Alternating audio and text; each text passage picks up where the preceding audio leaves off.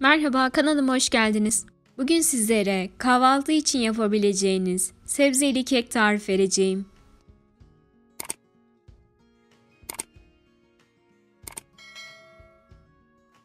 Malzeme listesini açıklama kısmında bulabilirsiniz. İyi seyirler.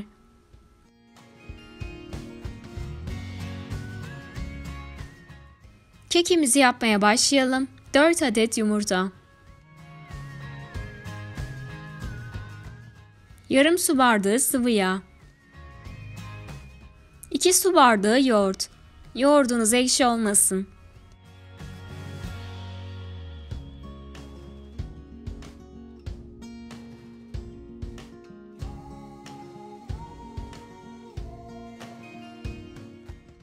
İki adet küp küp kesmiş olduğumuz patates. 1 adet rendelenmiş havuç.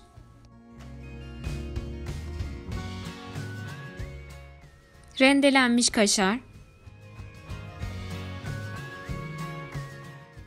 Peynir. Haşlanmış mısır. Dereotu.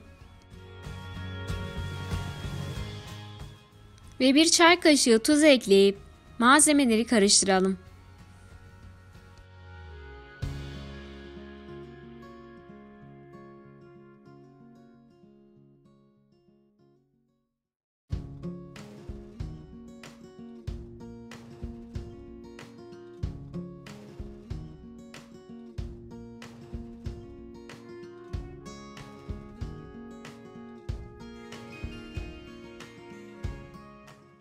Daha sonra unumuzu eklemeye başlayalım.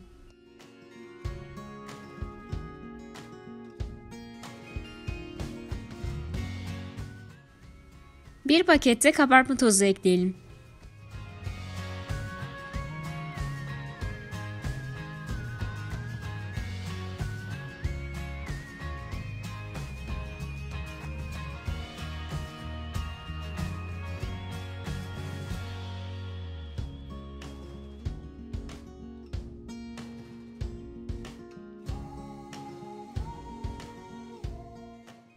Un markasına göre farklılık göstereceği için 1 su bardağı un ekledikten sonra size sulu gelirse yarım su bardağı veya 1 su bardağı daha un ekleyebilirsiniz.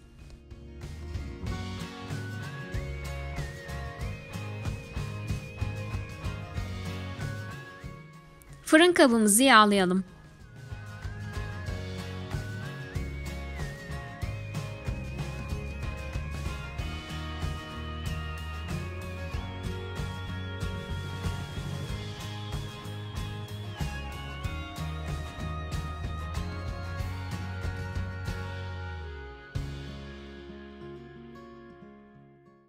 Üzerine susam serpelim.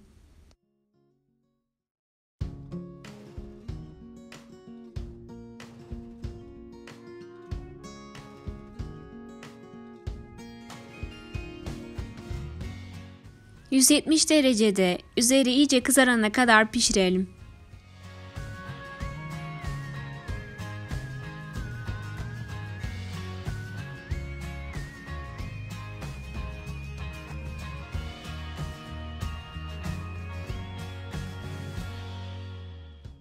Fırından çıkardıktan sonra dilediğimiz gibi kesip servis yapalım.